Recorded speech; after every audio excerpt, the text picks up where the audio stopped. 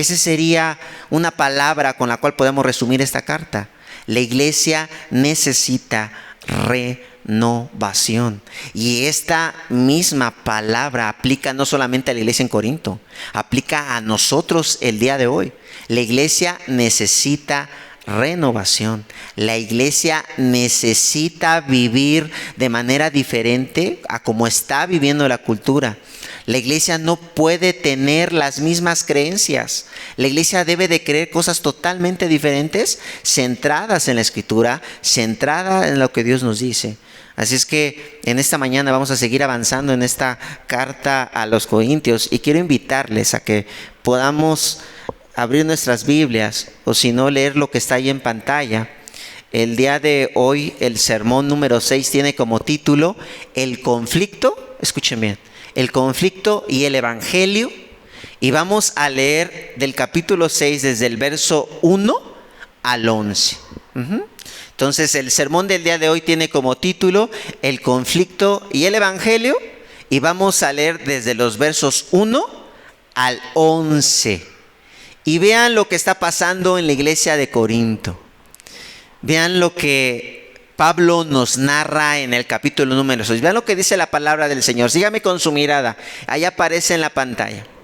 Dice: si alguno de ustedes tiene un pleito con otro, ¿cómo se atreve a presentar demanda ante los injustos en vez de acudir a los creyentes? ¿Acaso no saben que los creyentes juzgarán al mundo?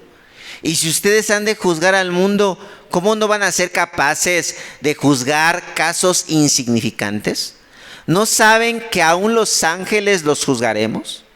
¿Cuántos más los asuntos de esta vida? Por tanto, si tienen pleitos sobre tales asuntos, ¿cómo es que nombran como jueces a los que no cuentan para nada ante la iglesia? Digo esto para que les dé vergüenza. Vean lo que dice el apóstol Pablo. ¿Acaso no hay entre ustedes nadie lo bastante sabio como para juzgar un pleito entre los creyentes? Al contrario, un hermano demanda al otro, y esto ante los incrédulos. En realidad ya es una grave falta el hecho de que haya pleitos entre ustedes. ¿No sería mejor soportar la injusticia? ¿No sería mejor dejar que los defrauden?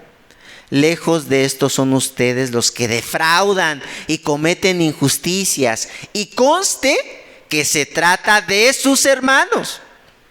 ¿No saben que los injustos no heredarán el reino de Dios? No se dejen engañar, ni los inmorales sexuales, ni los idólatras, ni los adúlteros, ni los sodomitas, ni los homosexuales, ni los ladrones, ni los avaros, ni los borrachos, ni los calumniadores, ni los estafadores heredarán el reino de Dios. Y eso eran algunos de ustedes. Pero vean cómo termina el apóstol Pablo. Pero ya han sido lavados, santificados y justificados en el nombre del Señor Jesucristo y por el Espíritu, ¿qué dice ahí? De nuestro Dios. Así es que vamos a orar en esta mañana para que el Señor hable a sus vidas como habló a la mía a través de este pasaje. Así es que vamos a orar en esta mañana. Señor, gracias por la oportunidad que nos das de estar aquí, de poder reflexionar en tu evangelio. Y Señor, en esta mañana toca nuestros corazones y permítenos ver la enorme necesidad que tenemos de ti. Descubre nuestro pecado, descubre nuestro corazón y haznos ver, Señor, que no somos tan buenas personas como a veces pensamos y que necesitamos de ti, Señor. En el nombre de Cristo Jesús te damos gracias. Amén. El martes de la semana pasada venía manejando ya de regreso en la noche del seminario Teológico Presbiteriano de México, que es donde yo doy clases, y venía desde más o menos Miguel Ángel de Quevedo hasta Iztapalapa, y entonces venía en el periférico, y mientras venía manejando, un carro pasó a mi lado y noté que venía muy baja su llanta de la parte de atrás. Quise decirle, pero ya no me dio tiempo, avanzó muy rápido y donde yo estaba en el carril central, realmente no me daba tiempo de alcanzarlo. Sin embargo, una persona que iba atrás de él se apresuró, ¿verdad? Y se dio cuenta y entonces empezó a pitarle, como dando una advertencia de que traía la llanta baja. Para mi sorpresa, pues esta persona no le hizo caso. Entonces el automovilista que venía pitándole se dio cuenta, hizo una maniobra para ponerse al lado de él y empezó a pitarle y a decirle, a hacerle señas. Yo iba ya a la parte de atrás muy cerca y le empezó a darle señas de que su llanta estaba baja. Para mi sorpresa, la persona que traía el neumático ponchado bajó el parabrisas y en vez de darle las gracias, empezó a pitarle y empezó a decirle, ¿qué te pasa? Y empezó a insultarlo. Entonces yo me quedé así como que, ¿pero por qué lo está insultando si trae la llanta baja? Empezó a decirle de groserías. Es más, hizo la finta como que se iba a bajar para golpear a la persona que quería ayudarlo. Un acto de servicio de una persona que quería ayudar se convirtió en un conflicto. Rápidamente, estos dos hombres ya se estaban peleando. Las personas, amigos, somos conflictivas, ¿cierto? Vivimos en una cultura llena de conflicto. Es muy difícil, por ejemplo, no disgustarse por la comida, ¿no? ¿Cuántos de nosotros no nos hemos disgustado en casa, entre la familia, porque algo no nos gusta? ¿Cuántos de nosotros hemos dicho, a mí no me gustan los tacos dorados con lechuga, ¿no? Y nos enojamos y hacemos dramas porque realmente no nos gustan así los tacos. ¿Cuántos de nosotros no hemos tenido discusiones, por ejemplo, porque se terminó el gas y te estabas bañando? Y entonces, ¿verdad? Tu esposa se estaba bañando y tu esposa unos minutos antes te había dicho, el gas ya se va a terminar. Y se terminó y le tocó a ella. Y entonces empiezan las discusiones, porque no compraste el gas. ¿Cuántos de nosotros no hemos tenido discusiones por la forma en que educamos a nuestros hijos, ¿no? ¿Cuántas veces no hemos dicho es que lo tienes muy consentido, haces lo que él quiere que tú hagas, ¿no? Y constantemente estamos peleando. Es muy fácil entrar en un conflicto. Vemos la televisión y observamos políticos peleándose por sus diferentes ideologías, hablando uno contra el otro. Así es que el conflicto forma parte de nuestra vida. ¿Quién de nosotros no ha visto a un vecino pelear en la calle con otro vecino porque a lo mejor dejó su carro en su zaguán o en su entrada, o porque no tiró su basura, o porque barrió y se la echó? ¿Cuántos de nosotros no hemos visto esas escenas? O hemos sido quizá parte de ellas. Los cristianos aquí también no es la excepción. También tenemos nuestras peleas, ¿cierto? Los cristianos también nos peleamos. No me has pagado lo que me debes, ¿no? Mejor hubo alguien en la iglesia que te pidió prestado dinero y no te ha pagado. Y entonces estás enojado porque quieres que te pague. O quizá a alguien le tocaba dar la clase de los niños y no llegó. Y entonces estás enojada con esa persona. ¿Y qué haces? ¿Vas y le dices? ¿O mejor le dejas de hablar? Puedes optar por las dos cosas. ¿Vas y le dices enojada, ¿por qué no me ayudaste? Y empiezas a tener un conflicto. O mejor no le dices nada, ¿no? ¿Cuántos de nosotros a veces hemos visto que los niños se pelean aquí en la iglesia y a lo mejor es uno de tus hijos y vas y le dices muy enojada a la otra persona, tu hijo le pegó a mi hijo, y entramos en una pelea y en una discusión? Vivimos en vidas llenas de conflictos, pero la pregunta en esta mañana muy fuerte es: ¿cómo estás respondiendo ante el conflicto? Fíjate bien, lo que hoy quiero llegar en lo más profundo de tu corazón es no que no haya conflictos en tu vida, porque todos vamos a tener problemas, todos vamos a tener peleas. El problema es cómo estás respondiendo ante el conflicto. ¿Respondes con ira o eres pasivo ante el conflicto? ¿De qué manera estás respondiendo?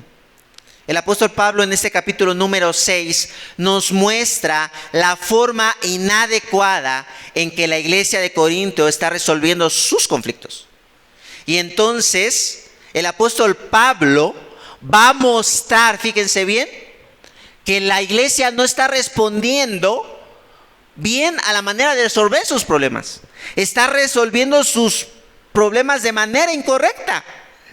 Así es que entonces Pablo va a señalar, ¿sí?, realmente cómo el evangelio nos da una salida distinta al conflicto. Fíjate bien. Nosotros resolvemos de una manera el conflicto, pero el evangelio nos da una manera diferente de solucionar los conflictos. Así es que de esa mañana veremos 3 cosas acerca de cómo solucionar los problemas que enfrentamos cotidianamente, los conflictos. 3 cosas. Vamos a ver. Número 1, la dificultad. Número 2, la salida. Y número 3, la armonía. Vamos a ver estas 3 cosas: la dificultad, la salida y la armonía. Así es que vamos al primer punto, amigos: la dificultad. Vean lo que dice 1 Corintios 6, verso 1. Si alguno de ustedes tiene un pleito con otro, ¿cómo se atreve a presentar demanda ante los injustos en vez de acudir? ¿A quién dice ahí? A los creyentes. En estos primeros versos encontramos una verdad del evangelio que no se nos debe de olvidar, y es esta: las personas nos mantenemos alejadas del otro en el conflicto. Escucha bien, fíjate bien lo que tenemos que aprender en esta mañana. Las personas nos mantenemos alejadas del otro en el conflicto. ¿Qué está pasando en la iglesia de Corinto? ¿Qué está sucediendo? ¿Cómo están resolviendo sus problemas ellos? ¿Están resolviendo sus problemas entre ellos mismos? ¿Están platicando acerca de sus problemas? ¿No? Dice Pablo que están teniendo problemas, pero ¿qué es lo que primero que hacen? ¿Van y hablan con el que tienen el problema? ¿No? Van y luego meten demanda ¿ante quién? Ante los tribunales, ¿no? Ellos no están siendo capaces de resolver sus conflictos. Están llamando a un tercero para que lo resuelva. Ahora, estos versículos no especifican bien lo que sucedió en este problema. ¿Lo notan? No se sabe realmente qué pleitos específicos están teniendo los creyentes. Nada más se dice que están teniendo problemas, conflictos, y seguramente conflictos graves, porque se está hablando de un tribunal. O sea, nadie va a ir a una demanda si no es un aspecto grave. ¿Están de acuerdo? Entonces, lo único que podemos saber es que este pleito no es cualquier pleito. Es una situación realmente grave. Quizá, fíjense, por el verso 8, podemos nosotros hablar de que quizás se trate de un fraude financiero. Vean lo que dice el verso 8. Quizá, dicen los comentaristas, no sabemos realmente si se trata de esto, pero si hay alguna luz acerca del problema que está habiendo entre los creyentes, puede ser que se trata de un fraude financiero, porque dice el verso 8, vean lo que dice: lejos de eso, son ustedes los que defraudan y cometen, ¿qué dice? Injusticias. Y conste que se trata de sus hermanos. Entonces, por eso dicen los comentaristas, quizá el problema que están teniendo ahí en la iglesia es que alguien, ¿sí?, defraudó a otra persona. Entonces, Cuando leemos esto, yo quisiera preguntarles, ¿es lógico acudir ante un tribunal? ¿Es correcto cuando hay un fraude? ¿Qué les parece? ¿Es correcto? ¿Qué piensan? Pues sí, ¿no? Si hay un fraude, creo que en nuestra lógica parece razonable lo que está haciendo la iglesia de Corinto, ¿no? Es muy razonable que se esté presentando una demanda. ¿Qué harías, por ejemplo, no sé, Jesús, que Querit te vendiera su carro y que te vendiera mal los papeles, que fueran chuecos, ¿no? A lo mejor rápidamente la primera acción sería, no, pues lo voy a demandar, porque pues yo ya le pagué el carro y resulta que no era su carro, me está defraudando. Entonces, vamos a demandarlo y vamos a meterlo a la cárcel. Es lógico tener esta actitud, ¿cierto? Si alguien te defrauda, hay que demandarlo, ¿no? ¿Qué pasa, por ejemplo, si alguien caro, por ejemplo, te vendiera una casa en un buen precio y resulta que las escrituras son falsas, que no le pertenecía a esta persona, ¿no? Vamos a suponer a lo mejor mi papá que te vendiera un terreno y que sus escrituras no fueran de él, fueran de un hermano. Tú le compras y te das cuenta ya cuando vas a hacer todos los trámites que ya realmente esto es una farsa. ¿Qué harías? ¿Lo demandarías? Sí, es lógico. Te está quitando los bienes, es algo lógico, ¿lo demandarías? Si alguien, fíjense bien, aquí los que tienen pequeños, si hubiera un abuso sexual en la iglesia, ¿demandarían a la persona que estuviera en el abuso sexual? Pues claro, así es, lo demandarían. Pero entonces, fíjense bien, es algo interesante. ¿Por qué Pablo cuestiona lo que están haciendo? No está de acuerdo con que se estén demandando. ¿Por qué? No tiene sentido, ¿verdad? No tiene sentido. Pareciera ser que defendernos legalmente no está permitido. Pareciera ser eso, ¿eh? Muchos utilizan este texto para decir, no, entre cristianos no deberíamos de demandarnos. Pero en estricto sentido no tiene que ver con esto. ¿Por qué?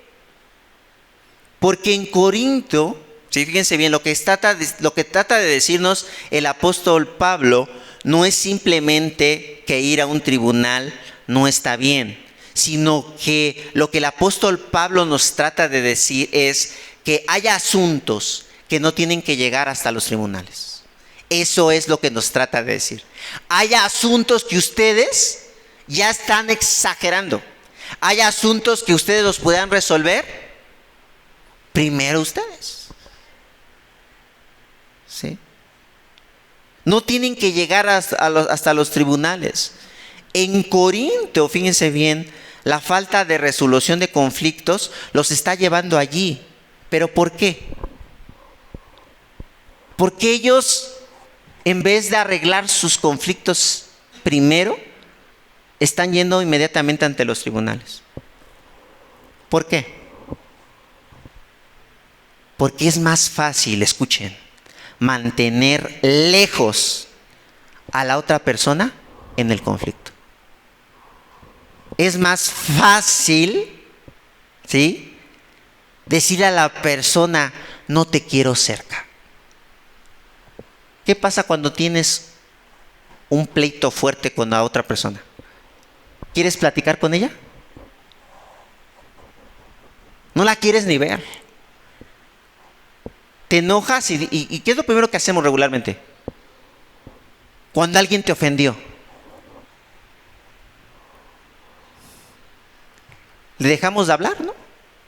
Si alguien te hizo algo, ¿qué haces? Le dejas de hablar. ¿Qué otra cosa hacemos cuando alguien te hace algo?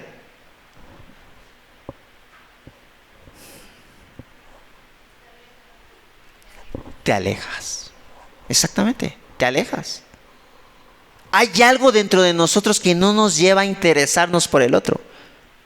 Entonces el apóstol Pablo, fíjense, o sea, lo que él está tratando de decir a la iglesia es no tanto que estos asuntos no sean llevados a los tribunales. Hay asuntos que sí tenemos que llevarlos a los tribunales. ¿Queda claro eso? Pero lo que Pablo está tratando de decir es, ustedes, hay algunos asuntos que están demeritando y que están llevando luego directo cuando pudieran, en vez de alejarse, ¿qué deberían de hacer? Acercarse, hablarlo entre ustedes.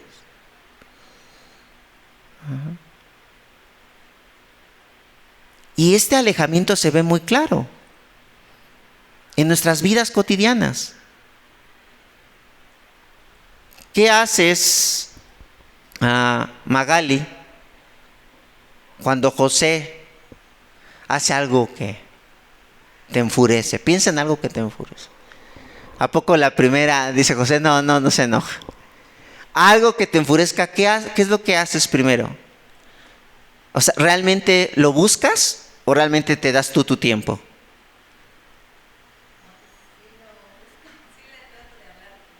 ¿Inmediatamente? Ok. Entonces, bueno, pongamos ahí tu reacción, José. Yo también hago eso, no lo busco inmediatamente. Entonces, la reacción cuando tenemos un conflicto es alejarnos. Cuando los muchachos, los jovencitos se enojan con sus papás, ¿qué es lo primero cuando hay un conflicto? ¿Lo arreglan? No. Regularmente todos los que estamos aquí algún día fuimos más jóvenes. Y no quiere decir que ahora actuemos de manera diferente. Pero cuando estamos más jóvenes, la primera reacción es también huir. No quiero, ni me hables, te encierras en tu cuarto y no. Es más, nada más esperas el momento para irte de la casa. Algún día me voy a ir de la casa. Y ya no vas a tenerme que decir nada, algún momento. Esa es la manera en que resolvemos los conflictos. En el trabajo igual. Cuando pasa un conflicto con un amigo del trabajo, igual le dejamos de hablar, lo esquivamos, ¿no? Nuestra cultura así resuelve los conflictos. Aléjate de mi vida. Así es. No te quiero cerca. La pregunta en esta mañana es entonces, ¿esta es tu actitud ante los conflictos? ¿Esta es tu actitud ante los conflictos? Y quizá la respuesta sea sí. Y vamos a nuestro segundo punto. Esa es la dificultad. Es la manera en que resolvemos los conflictos. No debería de ser así, pero vean el punto número 2 que se llama así, la salida. Vean lo que dice el apóstol Pablo. Digo esto para que les dé vergüenza. ¿Acaso no hay entre ustedes nadie lo bastante sabio para juzgar el pleito entre los creyentes? Al contrario, un hermano demanda a otro y esto lo hace ante los incrédulos. En realidad, ya es una grave falla el solo hecho de que haya pleito entre, ¿qué dice ahí? Ustedes. ¿No sería mejor soportar la injusticia? ¿No sería mejor dejar que los defrauden? Lejos de eso, son ustedes los que defraudan y cometen injusticias. Y conste que se trata de, ¿qué dice ahí? Hermanos. Las personas ante el conflicto reaccionamos con alejarnos de la otra. No queremos ni verla. Que así se quede el conflicto, que así se quede el problema. Pero Pablo aquí está invitando a la iglesia. ¿A alejarse? ¿A qué le está invitando? A acercarse, a platicar entre ellos. Entonces, de aquí aprendemos algo bien importante. El Evangelio nos llama a acercarnos a las personas en el conflicto. El Evangelio nos llama a acercarnos a las personas en el conflicto. ¿Qué le pide el apóstol Pablo a la iglesia de Corintio? Verso 5. ¿Acaso hay entre ustedes nadie lo bastante sabio como para juzgar un pleito entre qué? ¿Por qué no lo platican? ¿Por qué no lo han conversado? ¿Por qué en vez de estar demandando, quizá en este diálogo ustedes son creyentes, son personas que conocen a Dios? Quizá en este diálogo pueden solucionar sus problemas. En el conflicto, entonces, los cristianos debemos acercarnos para resolverlo. Esta idea del evangelio es contracultural y es muy radical. Parece una locura. La salida del conflicto no es huir de la otra persona, sino todo lo contrario, es acercarnos ¿a quién? A ella. Esto significa que si tú tuviste un pleito, por ejemplo, con tu esposa, tienes que tocarle el hombro, o al revés con tu esposo. Y aunque su reacción sea, no quiero hablar contigo, ¿cuál debe de ser tu respuesta? Debes de buscarla, con una manera muy radical de insistencia y decirle, tenemos que hablar esto, porque tenemos un conflicto. Y este conflicto tenemos que resolverlo. Si tienes un problema con algún amigo del trabajo, ¿cuál debe ser tu actitud? Si este amigo a lo mejor no te habla, ¿cuál debe de ser la actitud? Igual, tenemos que hablarlo. Tenemos un problema. Si tienes un problema con un compañero de la escuela, igual los más jóvenes, ¿cómo debería de ser nuestro comportamiento? Igual, tenemos un problema. Quizá ya hay un malentendido. Tenemos que resolver esta situación. ¿Cuántos problemas no se solucionarían hablando? ¿Cuántas familias no están metidas en un conflicto, por ejemplo, por una casa? Y nada más es que la hablen entre hermanos. Pero ya se están demandando, ¿no? Entre unos y otros. Cuando debería de ser, oye, pues miren, la realidad es que aquí todos tenemos derechos sobre esta casa. ¿Por qué no la vendemos? ¿No? Si ya nuestros papás no están. O por qué a lo mejor, está bien, tú te quieres quedar aquí, véndeme tu parte. ¿Se dan cuenta? Cuando personas llegan a grado, por ejemplo, de un divorcio, ¿cuántos trámites no legales se terminarían si una persona se pusieran de acuerdo, por ejemplo, en la pensión alimenticia? Que te acercaras y dijeras, bueno, mi responsabilidad como hombre es dar una pensión a mis hijos, en un diálogo. ¿Cuántas cosas se evitarían de demandas de dinero si nosotros nos acercamos para conversar por el otro? Entonces la pregunta en esta mañana fuerte para ti, para mí es, ¿te acercas al otro para resolver tus conflictos? ¿Lo haces?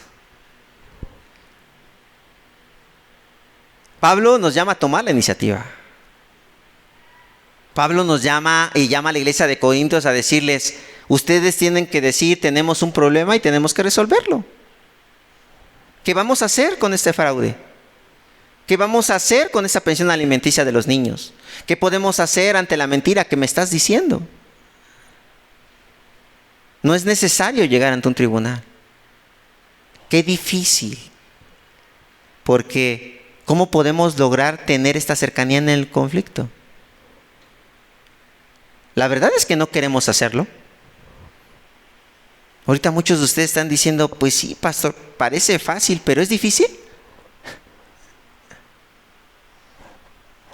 Es complicado, ¿eh? Porque si somos honestos, yo cuando estaba leyendo esto, estaba pensando en cuántos conflictos he tenido con personas. Y en cuántas veces yo no me he acercado. ¿Y cuál ha sido el resultado de no acercarme? ¿Relaciones qué? Rotas. Fracturadas. ¿Cuántos de ustedes tienen relaciones con sus hermanos rotas? Por no haberse acercado. ¿Cuántos de ustedes tienen relaciones rotas con sus padres por no haberse acercado.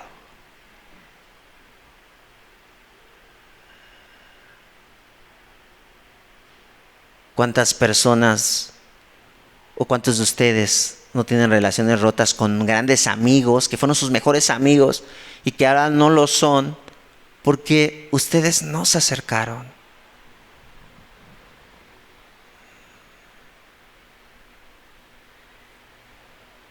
Estamos rotos y tenemos un corazón, fíjense bien, un corazón que tiende a no resolver el conflicto, sino que genera más conflicto. Así como este hombre que iba en el carro manejando y que le dijeron: tu neumático, estás mal. Y este hombre, en vez de aceptar y decir gracias, empezó a insultar al otro. Así somos las personas, estamos realmente rotas y buscamos generar más problemas. Y lo hacemos. Entonces la pregunta en esta mañana es: ¿cómo la hacemos para cambiar? Porque yo no quiero ser el mismo. Yo no quiero seguir teniendo relaciones rotas. Yo no quiero seguir dañando a personas, aunque me hayan dañado. Yo quiero acercarme, no quiero tener esta actitud que he tenido anteriormente. ¿Cómo le hago? Porque ustedes ya me lo dijeron, es bien complicado, es difícil. Se dice fácil, pero hacerlo es otra cosa. Pero ¿cómo cambio? ¿Cómo llego a tener una paz con el otro? Y esto tiene que ver con nuestro tercer punto, la armonía. Vean lo que dice el verso 9. ¿No saben que los injustos no heredarán el reino de Dios? No se dejen engañar. Ni los inmorales sexuales, ni los idólatras, ni los adúlteros, ni los sodomitas, ni los homosexuales, ni los ladrones, ni los avaros, ni los borrachos, ni los calumniadores, ni los estafadores heredarán el reino de Dios.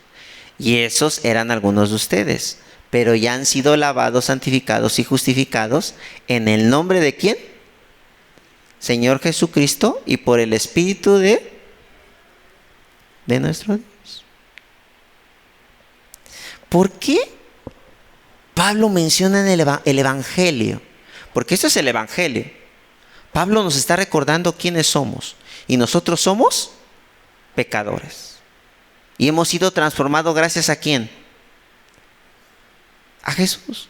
Pero quizá te preguntarás en esta mañana: ¿pero esto qué tiene que ver con el pleito que está habiendo en Corintios? ¿Por qué Pablo menciona este pasaje? ¿Por qué Pablo quiere llevar a la gente de la iglesia a que reconozca su pecado? ¿Por qué no les da ciertos consejos para que dejen de pelear y entonces se lleven mejor entre ellos? ¿Por qué tiene que mencionar otra vez ese evangelio que a veces pareciera ser una cantaleta en la Biblia que nos repite otra vez que estamos rotos? ¿Por qué lo menciona nuevamente? Porque quiere decirnos algo, amigos. Los cristianos nos acercamos al otro a medida que entendemos cómo Jesús enfrentó el conflicto. Fíjense bien, escuchen con mucha atención. Los cristianos logramos acercarnos al otro a medida que entendemos cómo Jesús enfrentó el conflicto. Pablo recuerda a la iglesia de Corinto lo que hizo Jesús en el conflicto. ¿Qué conflicto? Algo más grave que un fraude, algo más grave que un asesinato, algo más grave que un robo, algo más grave que el adulterio.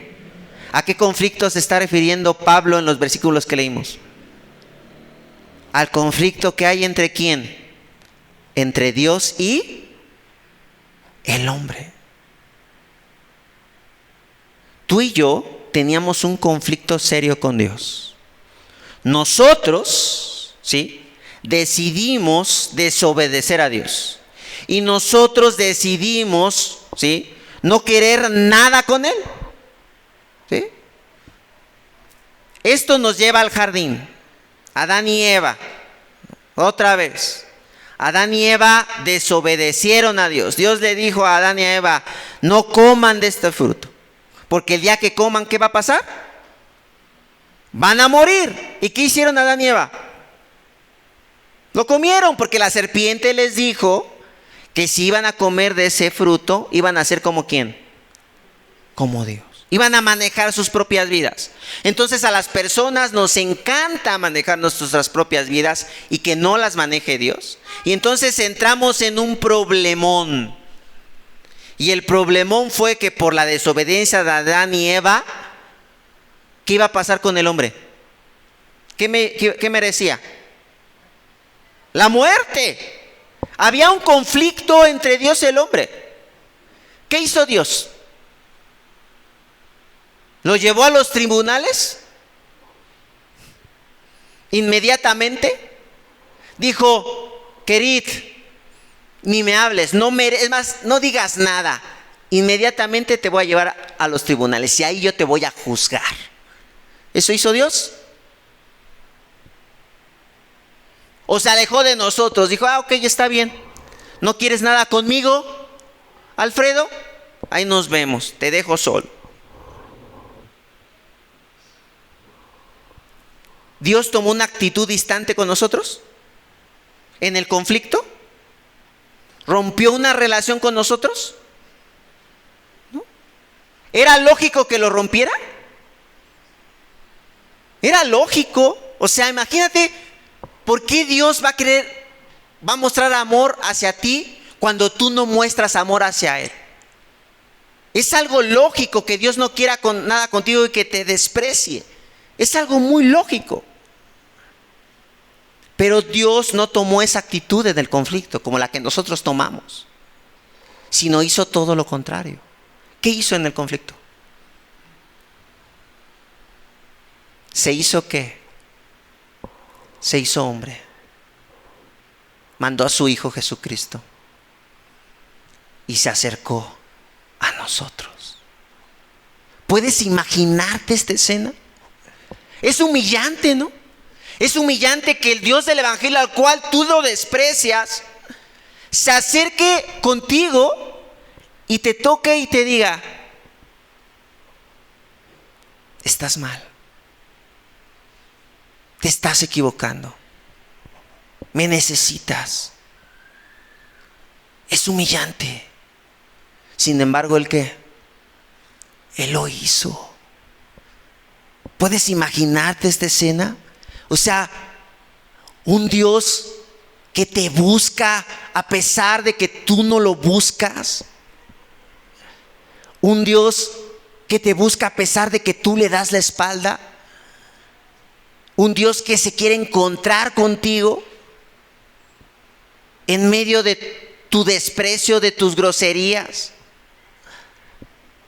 Ese Dios viene y se acerca a ti. Él no se alejó de nosotros.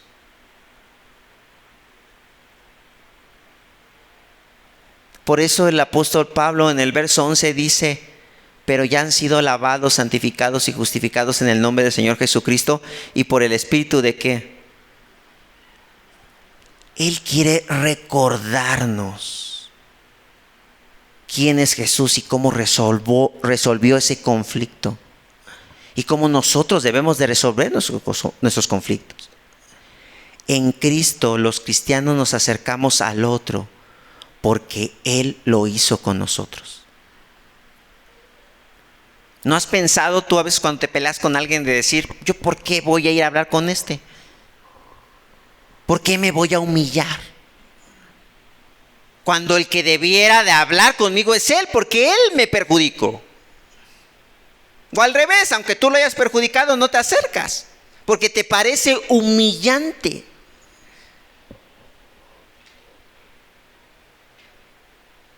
Pero cuando ves a Jesús acercarte a ti de esa forma, cuando entiendes cómo resolvió el conflicto Dios, entonces tú dices, ¿yo por qué no me voy a acercar a esa persona si Jesús se acercó conmigo? a pesar de que yo no tenía la razón? ¿Por qué yo no voy a poder acercarme al otro? Cuando entendemos la forma en que Jesús se acercó a nosotros, amigos, cuando entendemos cuando Jesús tomó la iniciativa, esto nos debe empujar a estar cerca del otro y a resolver el conflicto. Es el Evangelio quien produce un cambio verdadero. Es el Evangelio quien produce un cambio de raíz y un interés por la otra persona. ¿Por qué nosotros resolvemos nuestros conflictos, iglesia? ¿Por qué nosotros nos acercamos hacia el otro y le decimos, esto que tú hiciste me ofendió? Perdóname porque esto que yo hice estuvo mal. ¿Por qué lo hacemos? No lo hacemos simplemente porque dice la Biblia que debemos amar a nuestro prójimo. Sí, es cierto. Pero no lo hacemos simplemente porque es un mandamiento, sino porque sabemos que este mandamiento tiene un poder dentro de sí mismo. Y este poder es Cristo. Nuestra motivación de amar al otro no está simplemente en cumplir un mandamiento, sino nuestra motivación de acercarnos al otro es porque Cristo se acercó a ti y a mí. Cuando recuerdas cómo Cristo se acercó a ti, puedes recordar su paciencia, puedes recordar su perdón y puedes recordar también su amor. Fíjense lo que decía un teólogo llamado Jonathan Edwards, y que me gusta mucho esta frase.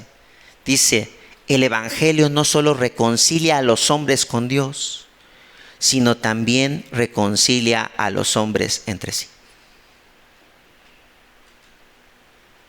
El Evangelio no solamente reconcilia a los hombres con Dios, sino que también reconcilia a los hombres entre sí. ¿Yo por qué no voy a perdonar a mi esposa 100 veces?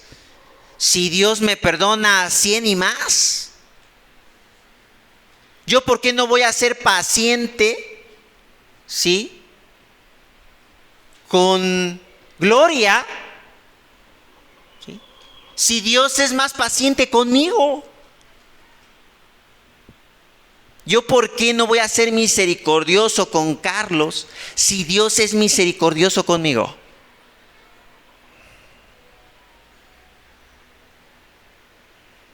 ¿Se dan cuenta cómo cuando entendemos la cercanía que tiene Dios con nosotros, nosotros podemos acercarnos a los demás de una forma diferente? Cuando tú no te acercas a otra persona, lo que tú estás dando a entender es que no has entendido realmente cómo Dios se acerca a ti.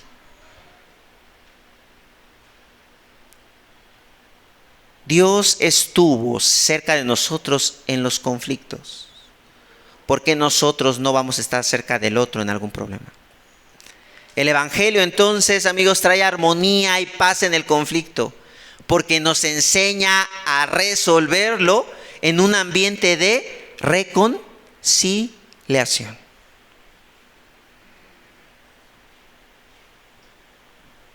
Así que cada vez que quieras alejarte de alguien, recuerda lo que hizo Jesús por ti. Acércate como Él lo hizo contigo, lleno de amor, lleno de perdón y lleno de paciencia. No digas, este cuate o esta persona ya no tiene remedio. No digas eso, porque Jesús no dice eso de ti. Dios no dice, no, pues Israel ya no tiene remedio. No. Alma, no, ni se diga ya. Está perdido. Eso no dice Dios. Dios que viene y se acerca a nosotros. ¿No es asombroso esto? ¿No es hermoso ver a este Dios del Evangelio? Y por eso Martin Lloyd-Jones dice lo siguiente, otro teólogo, acerca de esto. acerca de cómo Jesús resuelve los conflictos. Dice, el Evangelio no solo nos muestra cómo ser justificados ante Dios, sino también cómo vivir justamente ¿entre quién? Fíjense bien, el Evangelio no solo nos muestra cómo ser justificados ante Dios. ¿Nosotros cómo somos justificados ante Dios? ¿Por lo que hacemos? Somos justificados por Dios, ¿por quién? Por Él, porque Él quiso, por su gracia. Y entonces dice Martin Lloyd Jones, eso nos hará vivir justamente ¿entre quién? ¿Por qué? Porque si entendemos que su salvación viene por gracia, nosotros también tenemos que mostrar esa gracia a los demás. ¿Quién de los que estamos aquí no nos equivocamos? ¿Hay alguien perfecto en esta mañana aquí? Entonces, si entendemos que somos pecadores, ¿vamos a tener problemas entre nosotros? Sí, va a haber. Pero el Evangelio nos debe de llevar ¿a qué? A acercarnos. ¿Sí? No se queden con el problema, acérquense. ¿Pero por qué se acercan? Porque Jesús hizo lo mismo contigo y conmigo. Así es que, ¿sí podemos resolver el conflicto? Sí. Pero necesitamos de la hermosura de Jesús y de la hermosura del Evangelio. Ora porque en esta mañana puedas mirarla, puedas entender cómo Él se acercó a ti y eso produzca una vida de cercanía con los otros. Seguramente hay alguien en esta mañana en el cual tú lo has alejado. Pero si entiendes hoy este mensaje, ¿sí? Quizá puedas decir, tengo que acercarme. En primera instancia es difícil, pero cuando entiendes que Jesús se acercó a ti, dices, tengo que hacerlo. Entonces, que hoy tu forma de salir de los conflictos sea otra. No sea alejarte del otro, sino sea acercándote a esa persona. ¿Sí? Entonces vamos a orar. Señor, gracias por la oportunidad que nos das de estar aquí. Y de meditar en quién eres tú, Señor. Tú nos conoces perfectamente a cada uno de los que estamos aquí y sabes la manera en que nosotros constantemente estamos llenos de problemas y conflictos. Y cómo nosotros los enfrentamos, cómo nosotros juzgamos duramente al otro, cómo nos alejamos de él, cómo rompemos relaciones, como si rompiéramos vasos, como si no se tratara realmente de la vida de una persona. Perdónanos, Señor. Perdónanos porque tú nos das otra salida. No de rompimiento, sino todo lo contrario, sino de restauración y de cercanía con el otro. Señor, tú sabes las cosas que necesitamos hacer, Señor, para realmente entender que debemos de ir en busca de la otra persona y estar cerca para resolver un conflicto. Pero no lo vamos a poder hacer si el Evangelio no está en nuestros corazones. La fuente del cual nosotros estamos cerca del otro eres tú. Nosotros vamos hacia el otro porque entendemos que tú también actuaste así con nosotros en el conflicto. Ayúdanos realmente a interesarnos por la vida de la otra persona, a resolver conflictos, Señor, como tú lo resolviste, llenos de compasión, llenos de perdón, pero también llenos de paciencia. Gracias por ser paciente con nosotros. Gracias por perdonarnos. Gracias por no terminar el conflicto mayor que teníamos contigo como nosotros lo terminaríamos. Gracias por buscarnos. y encontrarnos. En Cristo Jesús. Amén.